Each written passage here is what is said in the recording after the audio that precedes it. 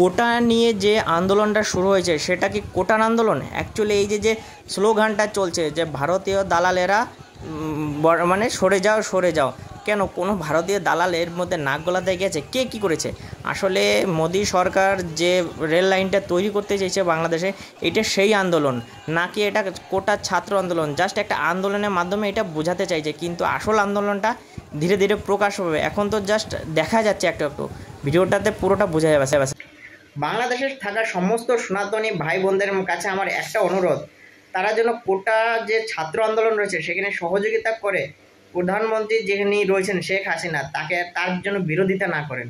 কেননা কোনো কারণে যদি শেখ হাসিনার বিরোধিতার ফলে শেখ হাসিনার সরকার চলে যায়, পরবর্তী যে সরকার আসবে সেই সরকার সমস্ত হিন্দুদেরকে মেরে ফেলবে, এটা গ্যারান্টি। কেননা আমি এই কথাটা আমার মুখ থেকে বলছি না, আমি এই যে কোটা বিষয় নিয়ে যে আন্দোলনটা চলছে তার নিচে যখনই আমি দেখলাম কমেন্টে সবাই বলছে, সমস্ত যে মুসলিমরা রয়েছে তারা সাপোর্টে বলছে যে এবার এই যেই একটা সুযোগ, এই সুযোগেই হাসিনাকে এই সরকার থেকে নামাতে হবে, তবেই গিয়ে আমাদের শান্তি। আর এই যে আন্দোলনটা আছে এটা কন্টিনিউ করে যেতে হবে।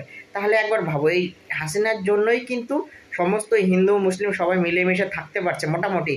যদি কোনো কারণে হাসিনার সরকার চলে যায়, তাহলে যে সরকার আসবে মনে করবে সমস্ত হিন্দুদের জন্য একটা খাড়া, মানে যে কাউকে যখন তখন কেটে দেবে।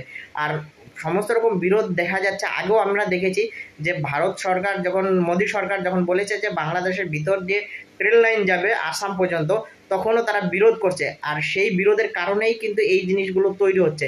ছাত্র আন্দোলন একটা জাস্ট একটা বিষয়, কিন্তু এর মধ্যে অনেক কিছু লুকিয়ে আছে। বিদেশি শক্তি এইটাকে সাপোর্ট করছে। কমেন্ট খুঁজলে সব কিছু পরিষ্কার হয়ে যাচ্ছে যে কি থেকে কি হচ্ছে। সবাই মোটামুটি এই